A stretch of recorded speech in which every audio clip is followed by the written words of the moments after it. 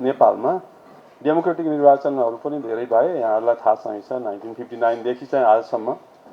र ती निर्वाचनहरू पहिलाका निर्वाचनहरूमा अलिकति प्रत्यक्ष भनिने फर्स्ट पास्ट द पोस्ट जुन निर्वाचन प्रणाली हो, त्यो निर्वाचन प्रणालीले एक आध बहुमतीय सरकार बनेका थिए, तर पनि ती बहुमतीय सरकार चाहिँ टिकेको चाहिँ अवस्था छैन त यहाँहरूलाई थाहा छँदैछ। 111 जना भएको ठाउँमा 205 मा त्यही पनि चाहिँ पार्टीले चाहिँ संसद विघटन गर्नु परेको हामीले सम्झना आउँछ, हामीलाई थाहा छ। त्यो निर्वाचनमा पनि म संलग्न थिएँ, त्यति बेला पनि म निर्वाचन आयोगमै थिएँ। 48 सालको निर्वाचनदेखि आजसम्म संविधान सभाको दोस्रो निर्वाचनपछि संविधान देशले पाइसकेपछि म चाहिँ निर्वाचन आयोगबाट रिटायर भएको हुनाले मैले लामो यात्रा त्यहाँ तय गरेर संसारका अरू देशहरूमा पनि निर्वाचन गराउन गएको छु म। तर पनि निर्वाचन प्रणाली सम्बन्धी विशेषज्ञ चाहिँ होइन, तर प्रयोग गर्दा गर्दै विशेषज्ञ भन्न थालेको हुनाले मात्रै हो। म चाहिँ यही विषयमा अध्ययन गरेर, जस्तै यहाँहरूले जस्तो विषयमा कानुनमा अध्ययन गरेर आएको एकजना बहिनी अघि चाहिँ कुरा भइरहेको थियो, अमेरिकाबाट आउनु भएको, त्यस्तो चाहिँ मैले यस विषयमा अध्ययन गरेको होइन। मेरो अनुभव चाहिँ अवश्य पनि काम लाग्छ होला। संसारका 41 देशमा घुम्दाखेरि चाहिँ निर्वाचन सम्बन्धी नै घुमेँ, त्यस कारणले अवश्य पनि त्यहाँका निर्वाचनहरू मैले हेरेको छु, देखेको छु, सुनेको छु।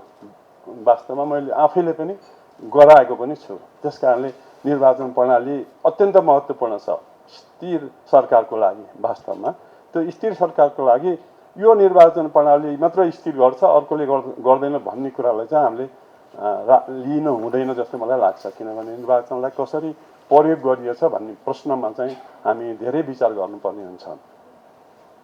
अब मैले चाहिँ पुरानो कथा चाहिँ भन्नुभन्दा संविधान सभाको निर्वाचन भन्दा पहिला हामीहरू जसरी निर्वाचन गरि आयौँ नेपालमा, त्यो निर्वाचन प्रणाली कहाँबाट ल्याइएको भन्दाखेरि चाहिँ ब्रिटिस को खास गरेर यो प्रजातन्त्रको जननी भनिने देशबाट चाहिँ हामीले त्यो निर्वाचन प्रणाली ल्यायौँ। त्यो पनि सोझै ल्याएको होइन, उसका उपनिवेश हुँदै हुँदै इन्डियाबाट चाहिँ अथवा भारतबाट चाहिँ नेपालमा प्रवेश गरेको भन्ने मान्यता छ।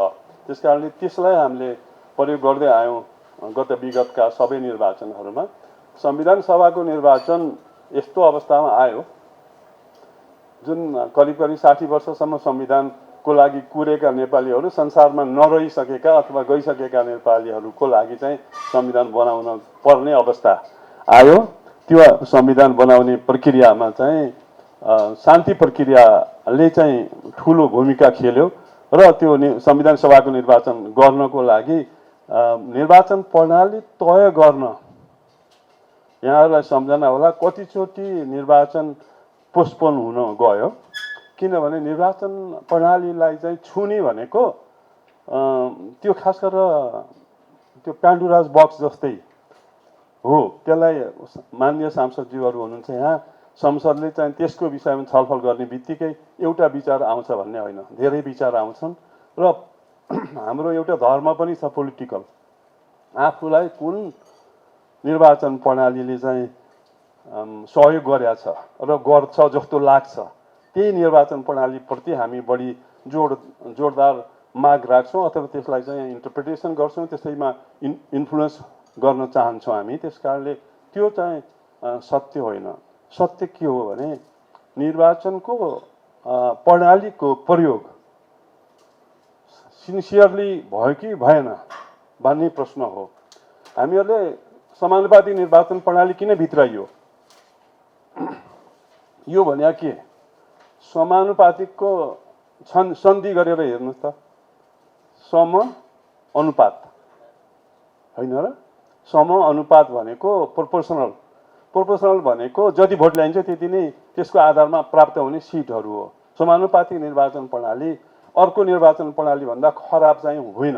अहिले चाहिँ के भयो भने बहुमत ल्याउनको लागि समानुपातिक निर्वाचन प्रणाली ठिक छैन भन्ने होइन, यो चाहिँ हटाउनु भयो भने मलाई लाग्छ फर्स्ट पास्ट द पोस्ट अर्थात् प्रत्यक्ष अथवा पहिलो हुने निर्वाचित हुने निर्वाचन प्रणाली ऐनले भनेको शब्द, त्यो निर्वाचन प्रणालीले त्यही किसिमको प्रतिनिधित्व गराउनको लागि समावेशी र समानुपातिक प्रतिनिधित्व गराउनको लागि हामी सफल हुँदैनौँ जस्तो मलाई लाग्छ। हुन कोसिस चाहिँ गरौँला, तर हामी सक्दैनौँ।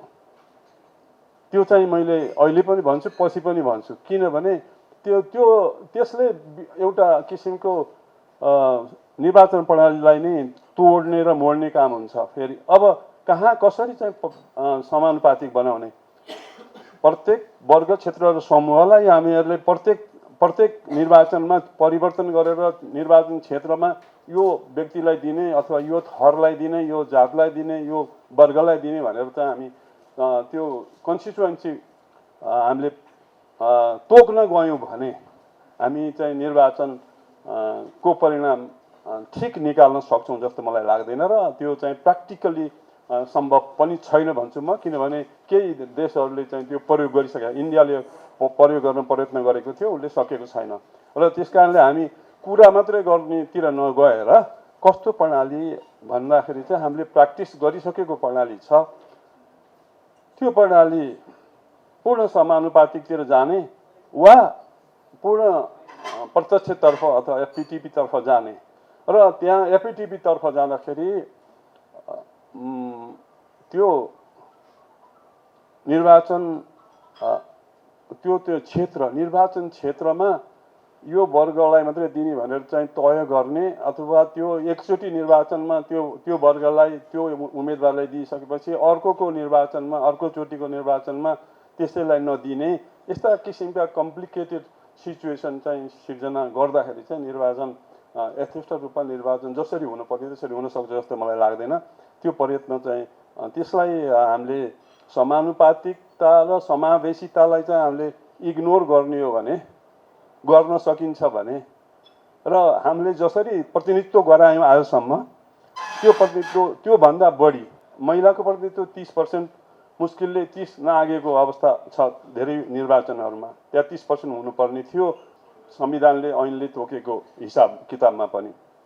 त्यस्तै अरू कुनै पनि वर्गको प्रतिनिधित्वलाई चाहिँ ग्यारेन्टी भएको छैन। त्यहाँ जति तोकेको छ त्यति भएको छैन। 13 भनेकोमा 9, 10 मात्र भएको छ। त्यसो गरेर हामी गइरहेछौँ।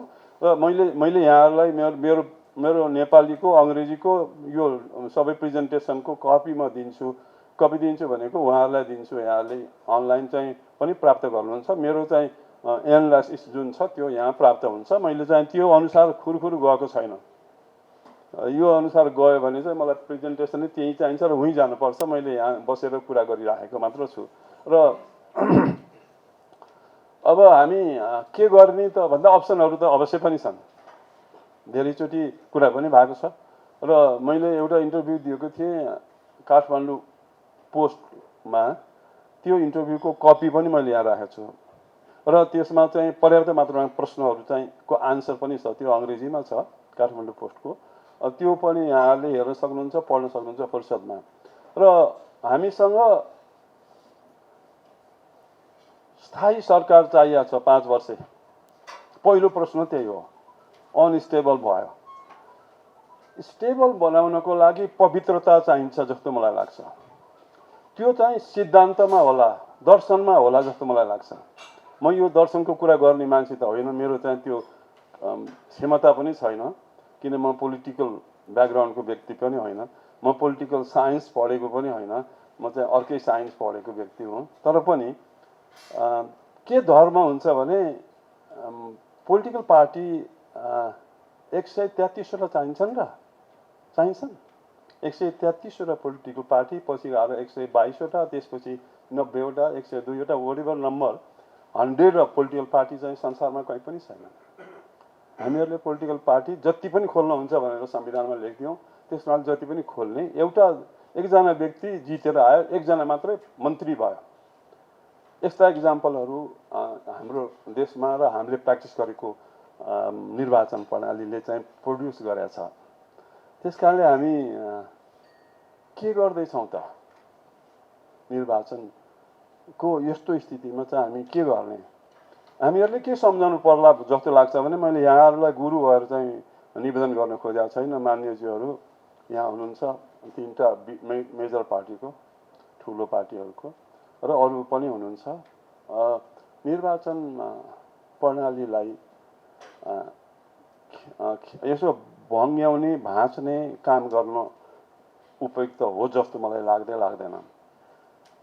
हामी कि चाहिँ पूर्ण समानुपातिकमा जानुपर्छ कि चाहिँ फर्स्ट पास्ट द पोस्टमा जानुपर्छ र निर्वाचन प्रणाली प्रयोग गर्दाखेरि र मतदाताको अधिकार प्रयोग गर्दाखेरि दलले चाहिँ अर्कालाई भोट दिए भनेर हिँड्नु हुँदैन र दर्शन नमिल्नेहरूको एकीकरण भोट हाल्ने बेलामा सरकार बनाउने बेलामा हुनु चाहिँ देशको लागि चाहिँ दुर्भाग्यपूर्ण हुन्छ। किनभने जुन सिद्धान्तमा चाहिँ यहाँहरूले पार्टी जन्माउनु भयो, जे गर्न जान खोज्नु भएको हो, जुन बाटो हिँड्न खोज्नु भएको हो, त्यसै भनेर चाहिँ मतदातालाई यहाँले भोट हाल्न लगाउनु भयो। अनि आएर चाहिँ तपाईँले धोका दिनु भएन। किनभने कङ्ग्रेसको एउटा धार, उसको चाहिँ उद्देश्य, उसको गन्तव्य चाहिँ फरक किसिमले जाने होला भने माओवादीको अथवा एमालेको अथवा यी कम्युनिस्टहरूको चाहिँ एउटा धार होला। तर 133मा 80वटा कम्युनिस्ट पार्टी हुन्छन्, 15वटा कम्युनिस्ट पार्टी हुन्छन् एउटा देशमा। कम्युनिस्ट भनेको एउटै सिद्धान्त होइन र एउटा दर्शन होइन। कहाँबाट आएको जन्मेको चाहिँ जुन दर्शन हो त्यसलाई छोडेर चाहिँ अर्कोतिर गएपछि कसरी सम्भव हुन्छ भने, त्यस कारणले चाहिँ हामी अहिले के खोजिरहेछौँ भने निर्वाचन प्रणालीलाई चाहिँ परिवर्तन गरेपछि बहुमत आउँछ कुनै न कुनै पार्टीको। फेरि गएर त्यहाँ मिल्नलाई त हो नि, मिल्नुहुन्छ यहाँ फेरि मिल्नुहुन्छ कोसँग भन्दा माओवादीसँग कङ्ग्रेस मिल्छ, कहिले चाहिँ माओवादीसँग एमाले मिल्छ। एमाले र माओवादीको सिद्धान्त कम्युनिजमको हिसाबमा त म अलिअलि कम्युनिजम पनि पढेको मान्छे हो, त्यस कारणले यहाँ अलिकति बढी बोलिरहेको छु, यहाँले अन्यथा नमान्नु होला। मैले बुझेको चाहिँ विषय हो अलिकति, र मैले चाहिँ मेरो 30 वर्षको निर्वाचनको प्रक्रियामा मैले धेरै देश हेरेको पनि छु। समानुपातिक, म चाहिँ समानुपातिक निर्वाचनको पक्षधर हुँ। त्यो पक्षधरले 22 भएर कुरा गरे पनि छैन। फेरि प्रत्यक्ष निर्वाचन अथवा पिटिपी निर्वाचन प्रणाली अत्यन्त राम्रो प्रणाली हो। डेमोक्रेटिकली यदि हामी सहभागी हुने हो भने सबभन्दा करप्सन हुने चाहिँ प्रणाली पनि त्यही प्रणाली हो। त्यही प्रणालीबाट चाहिँ थुप्रो पैसा खर्च गर्ने र निर्वाचन जसरी जित्ने हाम्रा नजिकका देशहरू जहाँ जहाँ डेमोक्रेटिक इलेक्सन हुन्छ त्यहाँ त्यो बोरा बोरामा पैसा अस्ति भर्खरै भेटिएको पनि अहिले देख्नु भएको छ। त्यहाँ समानुपातिक निर्वाचन प्रणाली छैन, त्यहाँ चाहिँ प्रत्यक्ष निर्वाचन प्रणाली छ। त्यस कारणले हामी चाहिँ कतातिर जाउँ भनेदेखि यदि साँच्चैकै संसद सिरियसली लागेको हो भने यो समानुपातिक निर्वाचन प्रणाली देशलाई एउटा क्षेत्र बनाउनु भनेर बनाएको होइन। संसारमा हेर्नुहोस् कहीँ पनि छैन। समानुपातिक निर्वाचन प्रणाली देशलाई कतिवटा निर्वाचन क्षेत्र बनाउनु पर्छ त्यस्तो किसिमको निर्वाचन प्रणाली हो। एउटा क्षेत्रमा एकजना उठ्छ भन्ने हुँदैन। त्यहाँ चाहिँ दलको जुन चाहिँ सूची हुन्छ उम्मेदवारहरूको सूची, त्यो सूची त्यो क्षेत्रको लागि हुन्छ। नेपाललाई एउटा क्षेत्र बनाइयो, त्यति बेलाको समयमा हामीलाई चाहिँ समस्या थियो, किनभने हामी एक भएर चाहिँ संविधान सभाको निर्वाचन गराउन जानुपर्ने थियो। 3 महिना 6 महिना 9 महिनासम्म त्यो चाहिँ पोस्टपोन गर्दै गर्दै गएर एउटा सहमतिमा पुग्नु बाध्यात्मक स्थिति थियो। हामी त्यसरी गऱ्यौँ। अब हामीसँग संविधान पनि छ, हामी बुझेका पनि छौँ, यत्रो वर्ष काम पनि गरिसक्यौँ। अब हामी चाहिँ 64 देखि अहिलेसम्म आउँदा त हामी थुप्रो वर्ष यता आइसकेका छौँ नि। समानुपातिकता र समावेशितालाई चाहिँ यदि हामीले विचार गरेनौँ भने हामी चाहिँ निर्वाचन गराउन पनि सक्दैनौँ, संसद पनि चाहिँ संविधान संशोधन गर्न पनि सक्दैन। त्यति कुरा चाहिँ यहाँहरूलाई पक्का पनि थाहा छ। त्यसो हो भने साइन्टिफिकल्ली देशलाई 10, 15, 20 अथवा कतिवटा निर्वाचन क्षेत्र बनाउने हो। अब हाम्रो 7वटा प्रदेश छन् अहिलेको लागि। प्रदेशको कुरा मैले गर्दिनँ किन त्यो पनि आजकल कन्ट्रोभर्सियल भएर आएको छ। अन्य कारणले, आर्थिक कारणले अथवा चाहिँ व्यवस्थापकीय कारणले अथवा अन्य कारणले, तर पनि 7वटा प्रदेशलाई चाहिँ 7वटा निर्वाचन क्षेत्र बनाउनु भयो भने 7वटा निर्वाचन क्षेत्रमा समानुपातिक, पूर्ण समानुपातिक रूपमा चाहिँ यहाँले के गर्नु पर्यो? यो भोट हाल्ने व्यवस्था गर्नु पर्यो। पूर्ण समानुपातिक त्यो निर्वाचन क्षेत्रमा एउटा दलले 17वटा 17वटा सिट भयो अरे एक्जाम्पलको लागि त्यसले उठायो र भने त्यो 17वटामा चाहिँ त्यो क्षेत्रमा भएका सम्बन्धित दलको त प्रतिनिधि हुन्छ नि, प्रतिनिधि भनेको सदस्य हुन्छ नि। हाम्रो चाहिँ स्थानीय तहमा चाहिँ तल मत हाल्ने ठाउँमा त सदस्य हुन्छ दलको। त्यसले चाहिँ त्यो सदस्यले मतदाताले भन्नुहोस् त्यो पार्टीलाई त्यो पार्टीको क्यान्डिडेट इलेक्ट गरोस्। प्राइमरी भन्ने बुझ्नुहुन्छ तपाईँले चाहिँ सबैले यहाँ कानुन पढ्ने विद्यार्थी पनि हुनुहुन्छ। म प्राइमरी बुझ्छु, अमेरिकातिर प्राइमरीको इलेक्सन हुन्छ। हामी पनि अब समानुपातिक पूर्ण समानुपातिक निर्वाचनमा जाउँ। क्षेत्र चाहिँ नेपाललाई एउटा नबनाऊ। नेपाललाई 25वटा क्षेत्र, 13वटा क्षेत्र, 7वटा क्षेत्र कति बनाउँदा ठिक हुन्छ। हिमालदेखि तराईसम्मको भर्टिकल्ली चाहिँ क्षेत्र बनाऊ अझ सकिन्छ भने, जसले गर्दा तलदेखि माथिकाको चाहिँ समावेशिता पनि चाहिँ त्यहाँ रिप्रेजेन्ट गर्छ र हामी चाहिँ बढी प्रभावकारी रूपमा चाहिँ त्यसलाई अगाडि लान सक्छौँ। त 14वटा क्षेत्र बनाऊ भेषबहादुर थापालाई सम्झेर। अनि 14वटा क्षेत्रमा 14वटा पूर्ण समानुपातिक निर्वाचन प्रणाली चलाऊ र त्यो पूर्ण समानुपातिक निर्वाचन प्रणालीलाई त्यो क्षेत्रमा अब जनसङ्ख्या र भूगोलको आधारमा चाहिँ सिट विभाजन गरौँ। भूगोल र जनसङ्ख्याको आधारमा सिट विभाजन गर्दाखेरि हामीहरूले चाहिँ त्यो सिटमा मतदान दिने व्यक्ति, त्यो उम्मेदवार अघि मैले चाहिँ निवेदन गरेको अनुसार त्यहाँ लोकल इलेक्सन गराएर क्याडेट्सहरूले चाहिँ भोट दिएर आफ्ना पार्टीकोले दिएर अब 17 जना उठाउनु छ भने 25 जना 30 जना उठ्लान्। जसले चाहिँ बढी भोट ल्याउँछ त्यो समानुपातिक लिस्टको आधारमा बढी भोट ल्याउने माथिदेखि तलसम्मको तिनीहरूलाई चाहिँ त्यो 17 जना उम्मेदवारको रूपमा चाहिँ हामीले राखेर अगाडि बढ्न सक्छौँ। र त्यसो भएपछि अहिलेको विकृति मैले टार्गेट गरिरहेको छु। विकृतिलाई समानुपातिकलाई पनि हामीले परभर्टेड गऱ्यौँ, विकृत बनायौँ। हामीले समानुपातिकलाई बेचेर फर्स्ट पोस्ट जित्ने प्रयत्न गऱ्यौँ। समानुपातिकलाई चाहिँ पारिवारिक प्रयोगको लागि चाहिँ प्रयोग गरेर ल्यायौँ। त्यसो नगरेर अब चाहिँ हामीहरूले त्यसलाई पूर्ण समानुपातिक रूपमा देशलाई यसरी विभाजन गरेर त्यो अनुसार अर्को एउटा थप चाहिँ कुरा मैले के राख्न चाहन्छु भने समानुपातिक निर्वाचन प्रणाली यसरी धेरै क्षेत्र बनाएर बहुक्षेत्रीय बहुसदस्यीय निर्वाचन समानुपातिक निर्वाचन प्रणाली बनाएर अनि त्यसपछि हामीले त्यहाँबाट आफ्नो त्यो एउटा दलले 17 जना उठायो, 5 जना जिते, समानुपातिक रूपमै चाहिँ जित्ने कुरा हो। बाँकी भोट रहन्छ कि समानुपातिकमा त्यो क्षेत्रमा। अनि त्यस्तै त्यो दलको नेपालको अरू क्षेत्र भनौँ न, अघि मैले 13 भने अथवा 17 भने जेसुकै हो, सबै क्षेत्रमा त्यो दल उठेको होला, उठाउँदाखेरि त्यहाँ एउटा सिट जित्ला, बाँकी केही भोट खाली रहला। ती सबै 17वटा क्षेत्रको भोट खाली भएको, बढी भएको, एक्स्ट्रा भएको त्यो जम्मा गरेर भोट केन्द्रमा फेरि देशमा अहिले जसरी हामीले देशमा एउटा लिस्ट बनाउँछौँ नि, त्यो एउटा लिस्ट हामीले अप्सनल त्यो माथि रिमेनिङ भोटर्सको नभनौँ भोटको एउटा सिट आउँछ कि 2टा सिट आउन सक्छ। नेसनल लेभलमा सबै पार्टीको आउँछ, 17वटा पार्टी छन्, 5वटा पार्टी छन्, भोट भयो। त्यो रिमेनिङ सबै क्षेत्रको भोट जोड्दाखेरि चाहिँ कुनै पार्टीको 3टा सिट आउला, कसैको 2टा सिट आउला, कसैको एउटा भोट पनि खेर नजानी गरेर खेर जान्छ नि। हाम्रो त प्रत्यक्षतर्फ खेर जान्छ नि। एउटा भोटले बढी ल्यायो भने नि जित्ने हो, अरू भोट चाहिँ जम्मै खेर जान्छ। अनि हामीले के गरिरहेको छौँ भन्दा बहुमतले चाहिँ रुल गरेको छैन, अल्पमतले रुल गरिरहेको छ। यहाँ साइन्टिफिकल्ली पनि यो चाहिँ गलत भइरहेको छ। त्यस कारणले हामीले त्यसलाई त्यसरी कन्भर्ट गर्न सक्छौँ र हाम्रो भोटर्सको जुन भोटर्सले दिएको आफ्नो मत छ त्यो मत एउटा पनि खेर नफाल्ने गर्ने किसिमले चाहिँ यो सिस्टम डिजाइन गर्न सक्छौँ र त्यसरी हामी अगाडि बढ्न सक्छौँ जस्तो मलाई लाग्छ। मैले यसरी कुरा गर्दै जाँदा मैले के भन्न खोजिरहेको छैन, इम्पोज गर्न खोजेको छैन। यसलाई हेर्नुहोस्, यसो भएपछि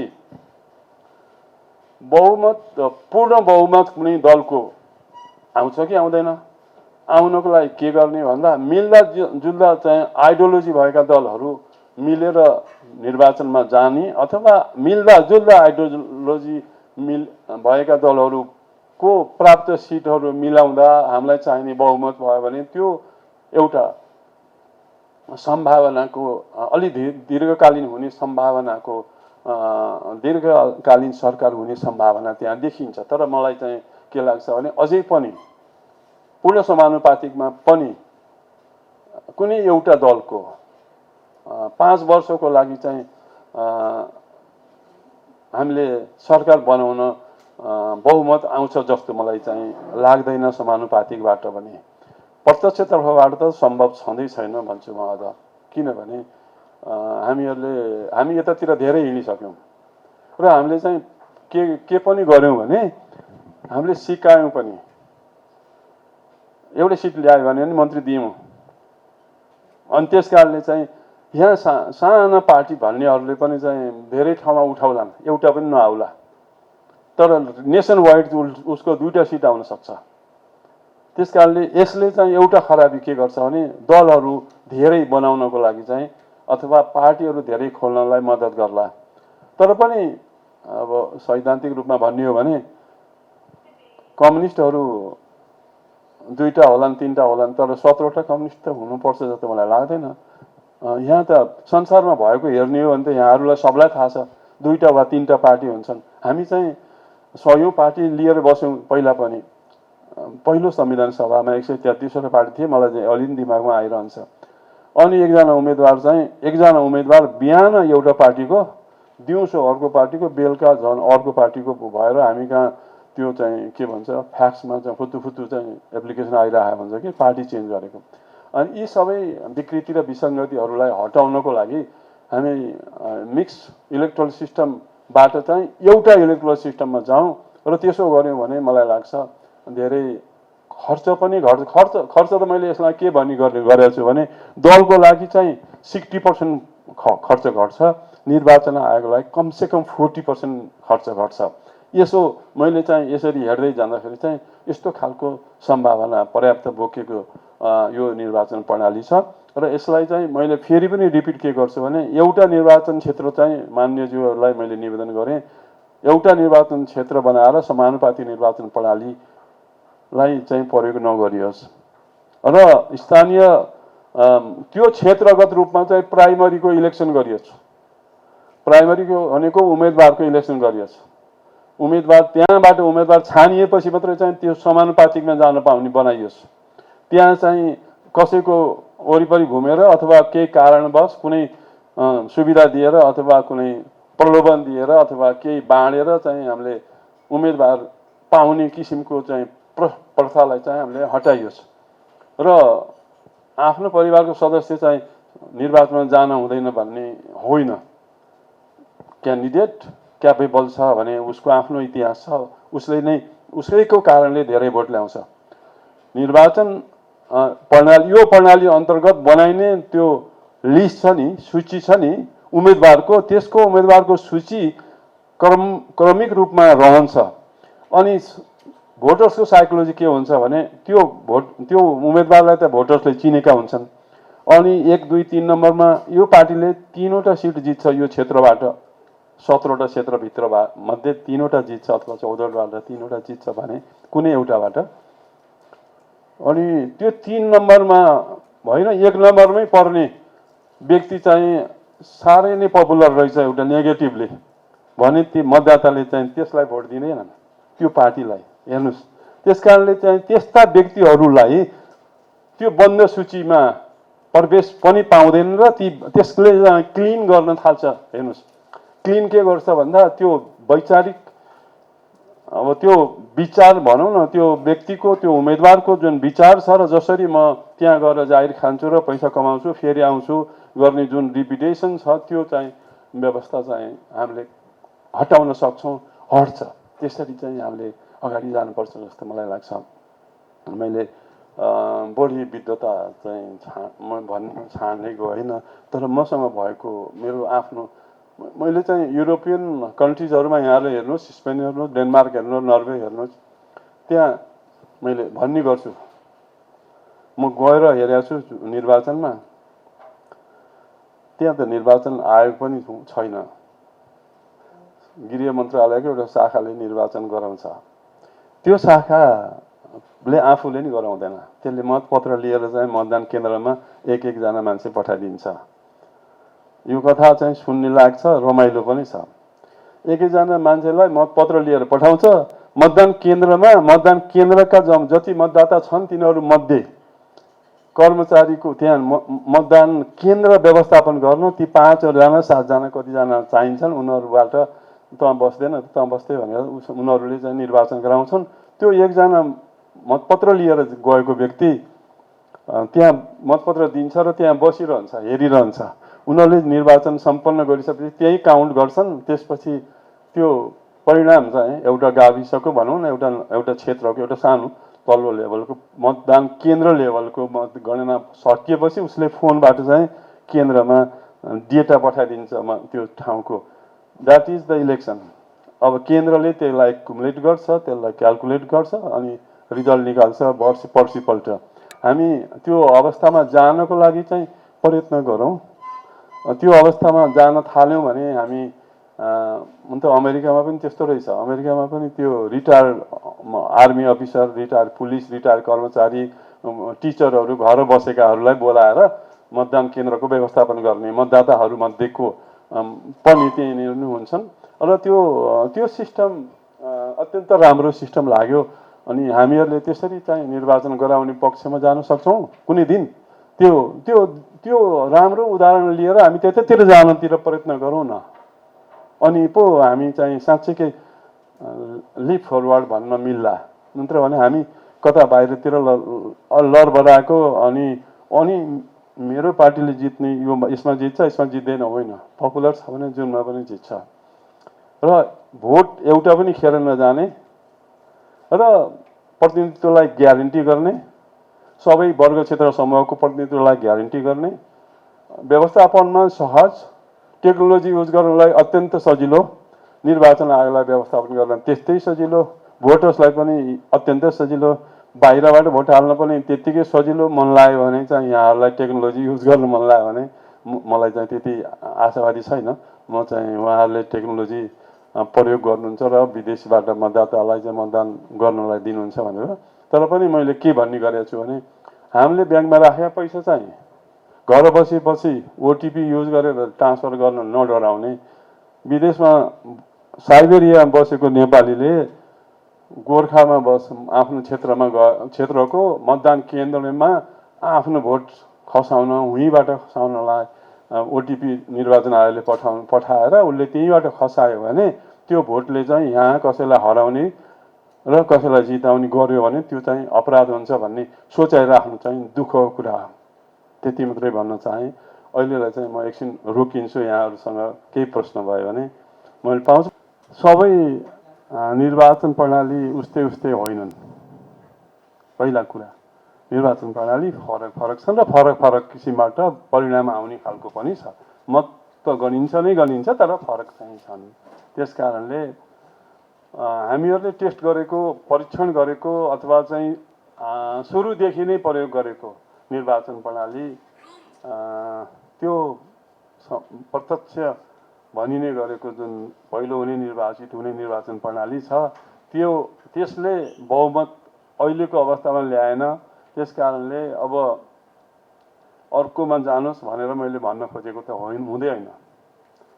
त्यो प्रणालीमा चाहिँ एकमत हुने सम्भावना छैन र त्यो प्रणालीले समानुपातिकता र समावेशितालाई चाहिँ ग्यारेन्टी गर्न सक्दैन। नसकेपछि चाहिँ हाम्रो संविधान संशोधनै हुँदैन र निर्वाचन प्रणालीमा कुनै किसिमको सुधार हुन सक्दैन भन्ने दृष्टिकोणले मैले त्यसो भनेको हो। मैले के मात्र भनेको भनेदेखि अब खर्च कम हुने, पार्टीले गर्ने खर्च हो, उम्मेदवारले गर्नु पर्दैन। मैले अघि नै अर्को प्रश्नको उत्तरमा भनेको छु।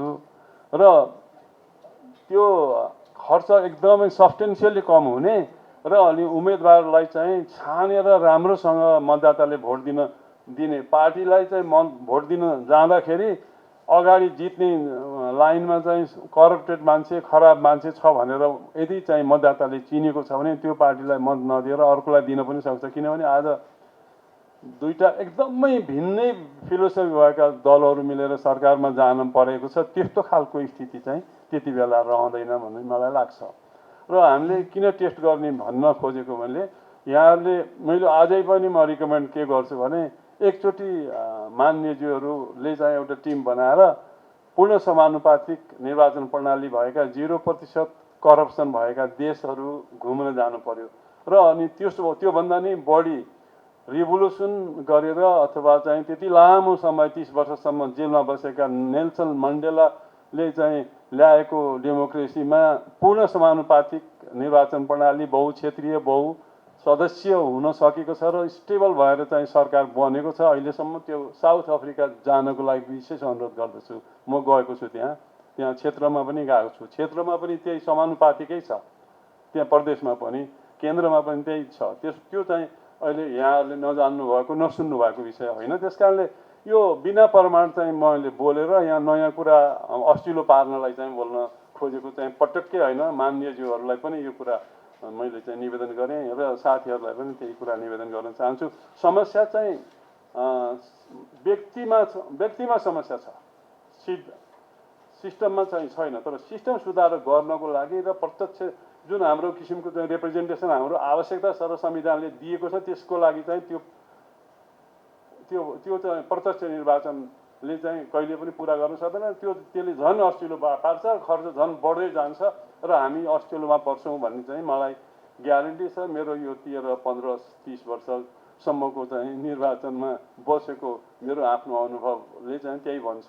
मैले अरू देश हेरेको, मेक्सिकोमा जानुहोस्, डेनमार्क जानुहोस्, नर्वे जानुहोस्, स्पेन जानुहोस्, साउथ अफ्रिका जानुहोस्, कमसेकम युके जानुहोस्, गएर हेरेर आउनुहोस् अनि कसरी भएको छ। त्यहाँको जस्तै गर्न सक्ने स्थितिमा हामी जहाँ पुग्न सक्यौँ भने पछि फेरि हामी अलि परिपक्व भइसकौँला, सुधार भएछ भने हामी अर्को प्रणालीमा जाउँला नि, फेरि फर्केर आउँला, केही फरक पर्दैन। 64मा राख्न मानिएन, 70को निर्वाचनमा हामीले थ्रेसहोल्ड राखेका छौँ, त्यसपछि चाहिँ कन्टिन्यू गरेका छौँ। थ्रेसहोल्ड अत्यन्त आवश्यक छ। त्यो संसारमा प्र्याक्टिस गरिएको विषय हो र 10%सम्म थ्रेसहोल्ड भएका देशहरू छन्। पर्टिकुलरली धेरै देश त होइनन्, तर 3%, 5%सम्म चाहिँ जेनरली पाउनुहुन्छ जहाँ सम्पूर्ण समानुपातिक निर्वाचन प्रणाली प्रयोग भएको छ, समानुपातिक निर्वाचन प्रणाली प्रयोग भएको छ, त्यहाँ चाहिँ थ्रेसहोल्ड राखिन्छ, राख्नुपर्छ। त्यो भयो भने त्यो नियन्त्रण हुन्छ भन्ने चाहिँ छ। थ्रेसहोल्ड राख्नुपर्छ, तर बराबर राख्नुपर्छ। किन उसको फरक गर्ने, जहाँ गर्नुपर्छ भन्ने छैन। उहाँहरूलाई के लागेर गर्नुभयो थाहा छैन। मेरो विचारमा चाहिँ त्यस्तो आवश्यक छ जस्तो लाग्दैन। एउटै सिस्टम हो, खालि प्रदेशको पनि भोट एउटा हो अनि त्यहाँ पनि चाहिँ दल त्यस्तै खालका छन्, दुई थरी नै छन्। दलहरू धेरै भनेको पोलिटिकल सिस्टमको विषयमा मैले त पोलिटिकल साइन्स पढेको त होइन, तर पनि पोलिटिकल सिस्टममा कति सिद्धान्तहरू छन् संसारमा, कति सिद्धान्त छन्। एउटै सिद्धान्त गरेका थुप्रै दलहरू किन चाहिए? यदि दर्शन मान्ने हो भने 2टा वा 3टा दर्शन संसारमा चलेको छ। हामीले किन यति धेरै चाहिँ दर्शन मान्न थाल्यो? एउटै दर्शनका 10वटा चाहिँ पार्टी, 15वटा पार्टी, 33वटा पार्टी किन चाहियो? त्यस कारणले चाहिँ हामी पार्टीलाई धेरै खोल्न, संविधानले जति पनि पार्टी खोल्न पाउने व्यवस्था गरेको छ, तर चाहिँ हामीहरूले त्यसलाई विचार गर्न सकिन्छ भन्न खोजेको मैले। त्यसो गर्दाखेरि चाहिँ राम्रो हुन्छ भन्न खोजेको। निर्वाचन प्रणाली कम्प्लिकेटेड हुन्छ। त्यो अप्पर हाउसको एउटै प्रणाली, तल्लोको एउटै प्रणाली गर्नलाई गाह्रो छ। त्यो निर्वाचन प्रणाली कम्प्लिकेटेड भएपछि भोटर्सले भोट हाल्न सक्दैनन्। सांसदले हालेको भोटमा पनि केही भोटहरू इन्भ्यालिड भएको छ अप्पर हाउसको। त्यस कारणले निर्वाचन प्रणाली अस्ट्रेलियाको, युकेको हामीले ल्यायो भने हाम्रो मतदाताले चाहिँ आधा जति भोट चाहिँ खेर फाल्छन्। त्यस कारणले हामी चाहिँ हाम्रो शैक्षिक स्तर, हाम्रो मतदान गर्ने स्तरलाई पनि हेरेर निर्वाचन प्रणाली डिजाइन गर्नुपर्छ अथवा एक्सेप्ट गर्नु। निर्वाचन प्रणाली किताबमा लेखेको ल्याएर कपी गर्न मिल्दैन।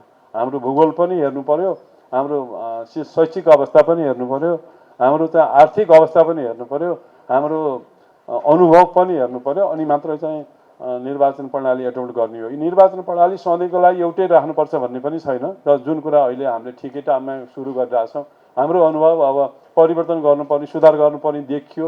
अब विभिन्न कारणले देखियो। एउटा त बहुमत आएन, अर्को कुरा बहुमत चाहिँ फेरि धेरै पार्टी भयो भने बहुमत कहाँबाट हुन्छ भन्ने कुरा हो। ती धेरै पार्टी मिलेर एउटा पार्टी हुनसक्छ तर ठुलो पार्टी हुनसक्छ।